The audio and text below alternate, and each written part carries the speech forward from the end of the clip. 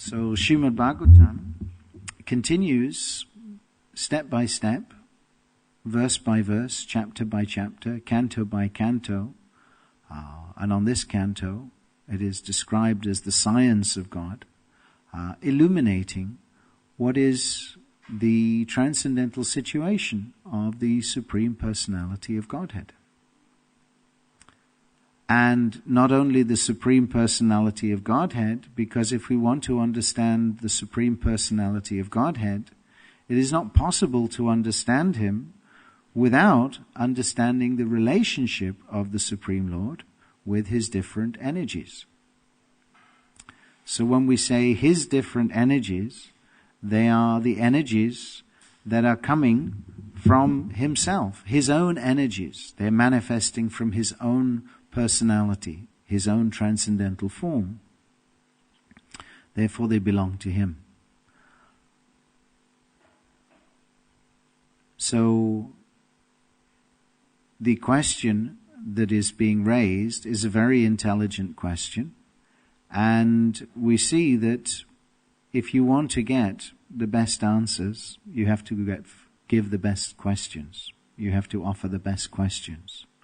And so Srimad Bhagavatam is very good. When we do the class, if you like, we try to give some discourse and have some discussion on the nature of Srimad Bhagavatam, and at the end we ask for questions, because the questions may further elucidate and illuminate the subject matter. But Srimad Bhagavatam itself is based on the most brilliant questions with the most intelligent devotees involved in the question and answering session. And so therefore, when those questions are being asked, they're being asked with a view to really getting to the grips with the most important topics. Not that our questions may not be equally brilliant and beneficial, but we're seeing that these wonderful personalities who historically and transcendentally are situated in devotional service factually to the Supreme Personality of Godhead, in pure devotional service, they are asking and getting the answers to the most significant questions in life. I recall one time here in Bhaktivedanta Manor when Srila Prabhupada was here, that sometimes, not very often, but sometimes at the end of class there would be some questions. Prabhupada, of course, sitting on his Vyasasana, he was explaining everything very, very wonderfully. And sometimes we would ask questions, but sometimes our questions would not be so first class. You may know of one lady who was here, and after Prabhupada's Srimad Bhagavatam class, she asked Prabhupada, Prabhupada, does Krishna speak Bhagavad Gita on the hellish planets also? So it was clear that the question was not the best question. Because if you see the answer that Prabhupada gave, which was very illuminating, then it becomes very nice to understand that Prabhupada, he was interested in giving the best knowledge. Prabhupada's answer, he said, this is not hell. The sun never shines. It's always raining. How much more hellish you want? That was Prabhupada's answer.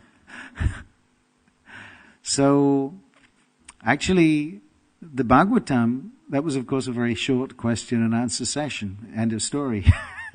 And that devotee still remembers today how that was a pretty seriously difficult situation, and she felt suitably chastened and some recognition that yes, maybe my intelligence was not so bright. But Parikshit Maharaj, his intelligence is extremely bright, and he's asking really important questions. And the questions that he asks and the answers that come through fill the volume of Srimad Bhagavatam, all 18,000 verses. And each verse is full of great transcendental significance. So they're really important questions. And sometimes the problem is, as we used to find also on morning walks with Prabhupada, although we would ask Prabhupada questions and he would kindly, generally answer the questions and give us some mercy, sometimes we didn't know what to ask Prabhupada. And we would have great difficulty with that. But still, the principle is that when we're beginning our spiritual life, we may not yet have our intelligence in full gear.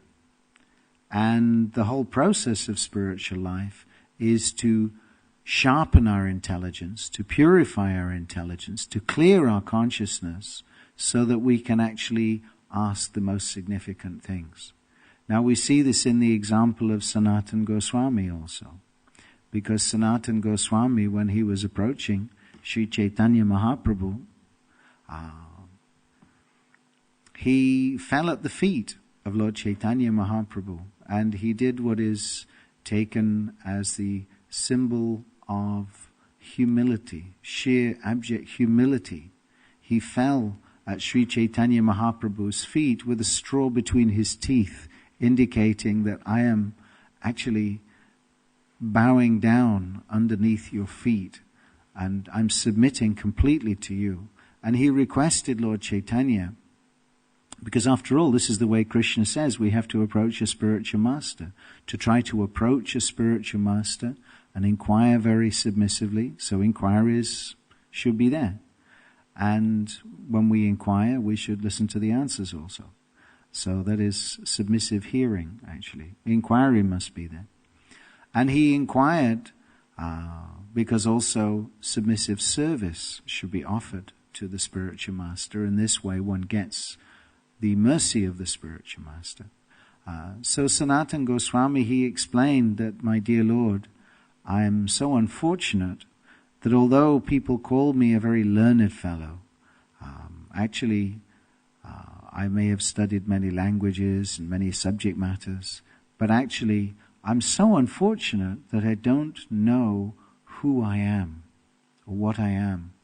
And I'm also so unfortunate that I don't even know what I should be asking. So please explain to me everything you think that I ought to know. So this is the mood in which one can successfully approach a spiritual master and progress in spiritual life.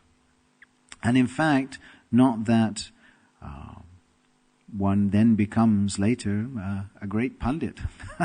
No, actually one should always consider oneself a fool before one's spiritual master. That is required. Just like we sing in the morning, Trinadapi sunichena, tarorapi sahishnuna, amanina, manadena, kirtaniya sarahari, that one should chant the holy name of the Lord in a humble state of mind. Does that mean just in the beginning we become humble and later we can become very proud? Yes, I'm first class japa chanter or whatever it may be. No, always. Because kirtaniya sadahari, we want to be able to constantly chant the holy name. And in order to chant the holy name constantly, we have to be conscious that our position is very small, is very slight. And Bhagavatam is actually meant for receiving that transcendental knowledge. It is factually the incarnation of Krishna that we are fortunate enough to hold in our hands. And if we're fortunate enough to invite the Lord by means of that sound vibration into our hearts, then Krishna, He is very willing to manifest Himself before us. Bhagavatam is described as our very means of conquest. The Srimad Bhagavatam, what is that? It is actually the sound incarnation of Krishna. That is Krishna appearing in our hearts. So therefore, it is very good when the devotees are eager and enthusiastic and awake and alive and ready to receive Krishna through the ear. This is a very simple process. And of all the 9 processes of devotional service, hearing is the easiest of all the processes. But even that we find difficult sometimes. So our situation is we find it difficult because we're not necessarily on the platform of realizing that transcendental knowledge. But the whole process of hearing Srimad Bhagavatam is to enable us to realize what is Krishna, to fully appreciate Krishna, and to develop love for Krishna. Lord Chaitanya Mahaprabhu, he would relish Srimad Bhagavatam. And the request of the sages assembled in the forest of Naimisharanya was also with great eagerness that they wanted to hear this message of Bhagavatam because it is so important. They also describe, the Bhagavatam describes the whole science of Krishna from the beginning to the end. Just as the sages are approaching Shonaka Rishi, he is approaching Sutta Goswami, who was there at the original recitation of the Bhagavatam and who then described what he heard, what he'd understood. He described Srimad Bhagavatam to the sages in the forest at Naimisharanya later. And they describe this point. They're saying, because you are submissive, your spiritual masters have endowed upon you all their favors. You have heard this subject matter of all the Vedic literatures. You're very expert in that subject matters because you've heard them, you've learned them, and you've also explained them. And because you're submissive, your spiritual masters have endowed upon you all their favors. So please, therefore, describe that subject matter which is for the absolute and ultimate good of all living beings. So Bhagavatam is meant for everyone. And we see that Prabhupada explains in his purport that Bhagavad Gita is meant not only for Arjuna, but for every living entity within the universe. And the proof is very simple to see, because it's not a matter of enmity. After all, Bhagavad Gita was spoken on a battlefield where there was enormous enmity. There were the branch of the family known as the Pandavas, and there was a other branch of the family known as the Kauravas. And they were about to kill each other. So there was serious enmity. You can't go into battle unless you're ready to kill or be killed. You may think no one can kill me, but still, that is called a trial of arms. You put it to the test. Who's going to kill who? So the enmity was there. But still, even in that situation, and especially in that situation, which was perfectly engineered by Lord Krishna, that is where Krishna chose to speak Bhagavad Gita, so that everyone, friends and enemies alike, could hear this subject matter. So we may find in the course of our devotional service that we make some friends in the course of our service, and hopefully not too many enemies along the way. Sometimes it can happen, but even when we have enemies in the course of our devotional service, then we should know that Krishna, he has no real enemy. At least people may be enemies towards him, but why should Krishna feel inimical towards anyone else? Krishna is equal to everyone. He's so equal to everyone that he spoke Bhagavad Gita for friends and enemies alike, that everyone could benefit from it. Everyone could hear. So, when there are children in the family, what is the father's position? Is he friends with one child and enemies with another child?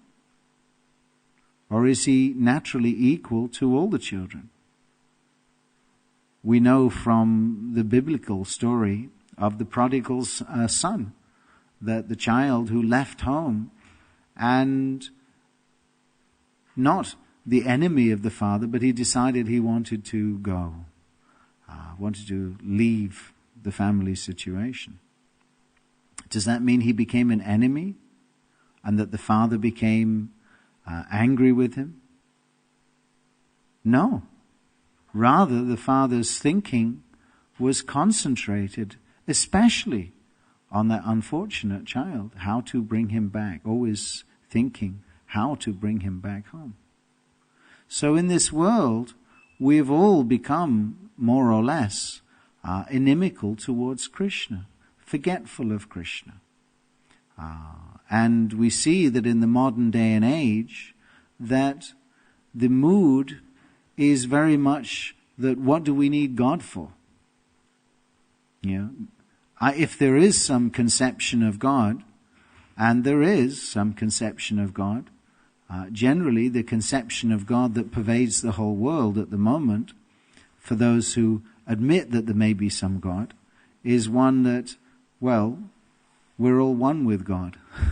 We're equal with God.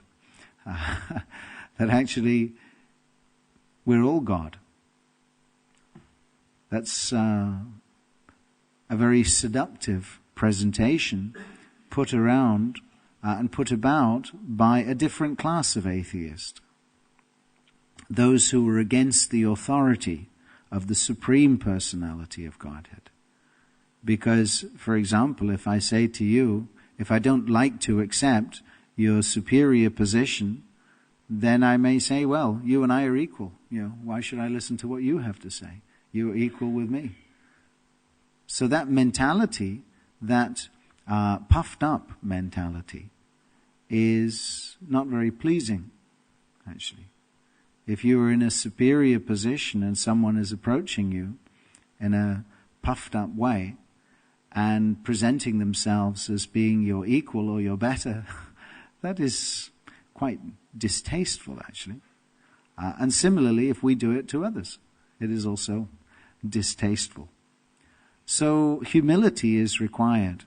Humility is essential in order to actually start and progress in our spiritual life, because we have to admit in spiritual life that we are very tiny.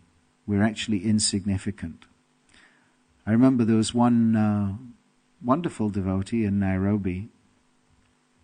Hasyananda was his name. He was an American devotee, very blissful devotee, actually. And he used to take great pleasure. Actually, hasya ras means laughing, smiling rasa, actually. So he used to come up to us during the day and he'd say, "Do you know who I am?" And we say, "Yeah, I think I know who you are, Prabhu." He said, "Who I am? I'm insignificant!" And he would burst into laughter. He was very, very happy devotee. He was actually very happy because he was appreciating that my position is I'm insignificant. I'm a tiny, obscure living entity. What is my role? I have nothing. Just a tiny, insignificant spiritual spark. And he was very blissful, always thinking like this, actually. So sometimes we see someone who is in great bliss and we think, yeah, I'd like to get some of that. We see the devotees and we see the devotees are actually very happy doing their service. They're chanting, they're dancing, they're taking prasadam, they're preaching, they're engaging in all kinds of activities. And we think, yes, this is attractive, actually. This is very attractive. I'd like to be like them. And so people become attracted to the society of devotees. And why are they blissful? Is it that they're blissful, that the devotees are thinking that I'm superior to everyone else? Is it blissful to think that, yes, now I'm a pure devotee and now I'm going back to Godhead? Actually, these are not the way that a devotee actually thinks. A devotee thinks that actually I'm very tiny, very, very insignificant, and hoping always for the mercy of the Lord and hoping for the mercy of the other devotees. Because in this way, he can understand, what is my qualification? What qualification have I got that pleases Krishna? What qualification have I got that pleases my spiritual master? How can I really understand Krishna? How can I even approach Krishna? How can I even stand in front of Krishna? How can I even stand in front of my spiritual master? Better bow down, actually. So Krishna, he's very, very kind to everyone. But the attitude which we display towards Krishna determines the way Krishna responds to us. He explains this in Bhagavad Gita, that ye yatamam prapadyante tams tataiva bhajamyaham. Each as they surrender to me, I reward them accordingly. So the question comes up here in this chapter of the Bhagavatam, that the Supreme Lord is equal to everyone. What does it mean he's equal to everyone? Does it mean he's on the same level as you and me? Does it mean that we're all equal to God? Is this what Srimad Bhagavatam is saying? In order to understand these statements of Bhagavatam, then we have to carefully understand from the very beginning. And even if you look at the very first verse of Srimad Bhagavatam, we see what is Krishna's position. Krishna's position is Janmadyasya Yataha. He's the supreme absolute truth, that from which everything emanates. Has everything emanated from you? Are you completely forever free of illusion? Are you beyond the limitation of the material modes of nature? So these things have to be taken in context, actually, to understand what equal to everyone means. Equal in quality, yes. We're equal in quality because we're little particles of Krishna. Just like a son is equal to his father, in that he's just a representative of his father. But he never thinks that I am my father. Shri Radha Gokulananda ki jai. Namam Vishnu Padaya Krishna Prasthaya Bhutale Srimati Bhaktivedanta Swami Chidamani. Namaste Saraswati Devi Gauravani Pachani Nivasesha Nivari Bhastya Jadeshata. But if a father sends his son to go and do some business, then we can understand that the son's business, he's not doing anything other than his father's business.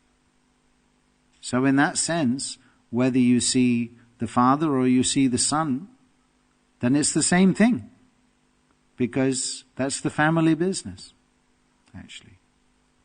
And we have to know that our business, if we want to become equal with Krishna, if we want to become one with Krishna, in having the same purpose as Krishna, then we have to be clear what is Krishna's purpose, what is Krishna's business.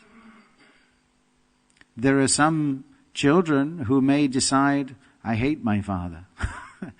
They may decide to go away and become very inimical towards their parents. You know, in my own family, one of my sisters, she decided that she couldn't stand my mother. And so there was some enmity there. But still the parent doesn't give up the affection for the child. But depending on the child's willingness to relate to the parent, there may be different ways in which the parent is able to effectively relate to the child. And so this question comes up in the Srimad Bhagavatam. The question has arisen in Parikshit Maharaj's mind, that what is the situation? Because Parikshit Maharaj has become a little doubtful. Of course, he's a devotee. He knows that God is equal. He's equally disposed towards everyone. He's very kindly disposed towards everyone. In Bhagavad Gita, we see Krishna's grave concern for the living entities of this world. He expresses it so clearly. After he's explained everything to Arjuna, he then explains at the end of Bhagavad Gita what is actually Krishna's own burning issue, why he comes here. Actually, it comes out in his hint at the very last words of Bhagavad Gita. That Krishna's concern is for the ignorant condition of the living entities in this world, the children who have left home. And he expresses that someone who explains this confidential secret to the devotees, he's the most dear servant of me. And there's never going to be anyone more dear to me than such a devotee in this world, one who explains the secret of devotional service to the devotees. And Krishna also says most emphatically, there's never going to be anyone dearer to me than he in this whole world, and for him, pure devotional service is guaranteed. And at the end, he'll come back to me. So we can see from this, Krishna's statement is he's feeling extreme concern for the living entities who choose to be separated from Krishna. So what's the difference? In the spiritual world, the devotees are depending on Krishna, but actually Krishna, he's putting himself in the position where he's become dependent on his devotees. He's the darling son, little Krishna. Mother Yasoda is chasing him with a stick because he's becoming naughty and she doesn't want him to be a rascal. And so she wants that my son, he will not grow up to be a thief and a nonsense. So Krishna, he depends on his mother for guidance. He depends on his mother for sustenance. He depends on his mother Yasoda even for his food, for his breast milk. So Krishna, he agrees to become dependent on his devotees, on his friends, boyfriends, girlfriends, parents. He depends, he agrees to be dependent on that because the attitude in which the devotees approach him is with great love.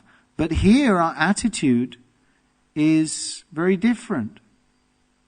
Here our attitude in the material world is one that we don't want to know Krishna. The attitude is that we want to forget Krishna. Does that mean Krishna forgets us? No. It means he makes the entire cosmic situation, the entire arrangement to fulfill all our desires. And he himself disappears into the shadows, in the darkness of our own hearts, and hides himself from our vision because we don't want to see him. And for the enemies of Krishna, when Krishna comes, he personally agrees, all right, you want to approach me as an enemy. All right, well, let's have a fight. And I'll kill you. This is Krishna's business. Because as we've discussed, that Krishna appears because when there are so many rascals in the world who disturb the balance of the situation, then those weeds have to be uprooted, and the pious persons, the proper persons, Maharaj Yudhisthira, the Pandavas, need to be put into proper place. Krishna puts his own men in the right place. So he has to get rid of the demons in order to establish the devotees and the rule of the authorities as the rulers of the earth. And in this way, then the principles of religion can be re-established on the earth and governed and maintained by those who are Krishna's own men, who are actually responsible to act on the wishes of Krishna, so that the wishes of Krishna can be experienced and carried out for the benefit of the whole society. Krishna makes this whole arrangement so that the whole human society can come to the stage of human life, can come to the stage of consciousness that we're all servants of Krishna and meant to be engaged in the service of the Lord according to the directions of Krishna. So Krishna does all these things. But Maharaj Parikshit, he became bewildered seeing how Krishna was killing so many demons and apparently siding with Indra in the demigods. So this doubt came up in his mind, and in this canto, this section, and this chapter specifically, Sukadeva Goswami is proving to Maharaj Parikshit that Krishna is equal to everyone. And as Prabhupada explains, that here Sukadeva Goswami, he is going to present so much evidence of Krishna's equality. And it is this inquiry that leads to another incident where Yudhisthira Maharaj also had a similar doubt.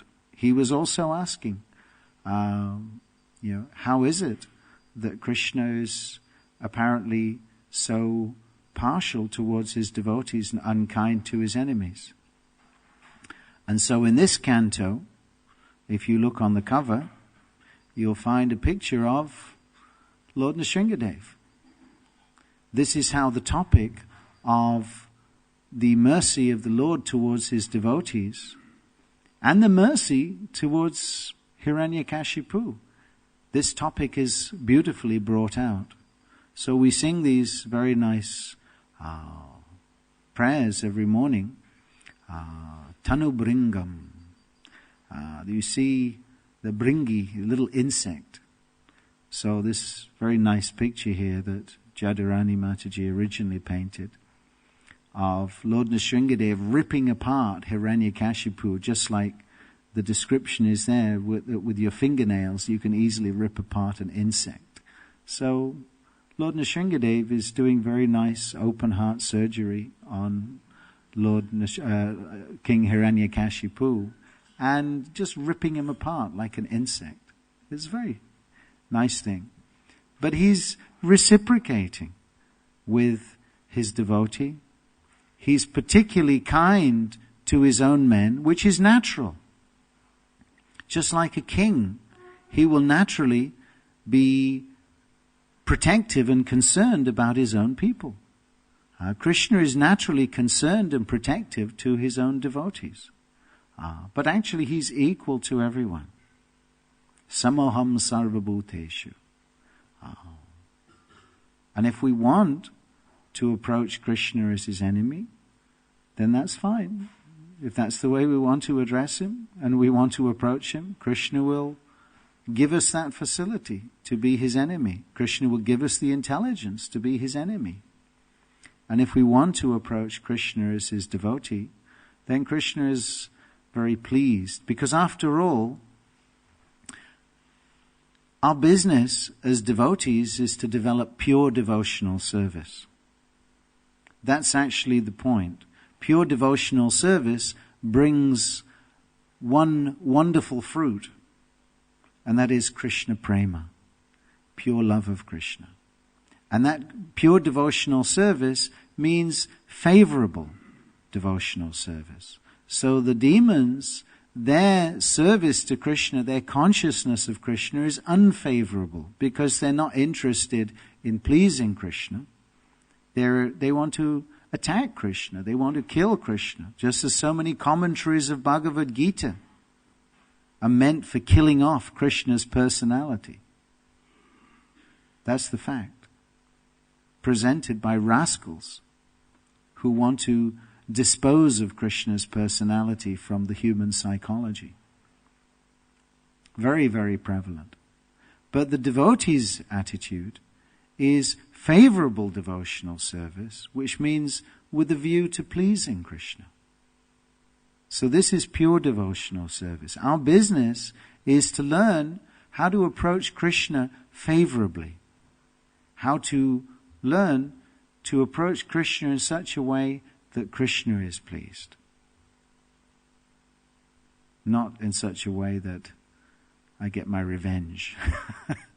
So this is our business, to act in such a way that we learn what pleases Krishna, to engage in those activities that please Krishna, and to love Krishna. And in this way, come back and live with Krishna. And not as even Krishna benefits his enemies and packs them off to the impersonal Brahman, where they can vibrate very happily, thinking, now I am God. Now I am one with God. Yes, you can become one with his energy. If this is what you want, Krishna will give us what we want. Why is this whole material world full of so many varieties? Because Krishna is giving us all facility to fulfill our desires and give us what we want. Otherwise, what is the need for so many varieties in the material world? That is the symptom that Krishna's kindness is there. That we desire forgetfulness of Krishna. So Krishna provides a toy replica of the spiritual world, full of varieties, that we can play here at being God and independent of Krishna.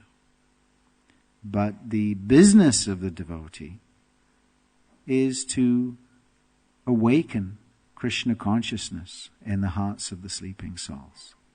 So this is our business. So if we understand what Krishna's business is, and we understand that this is the family business, we should engage in the family business, then we can become very pleasing children of Krishna. And that will make our lives successful. Thank you very much. Hare Krishna. Are there any questions or comments, please?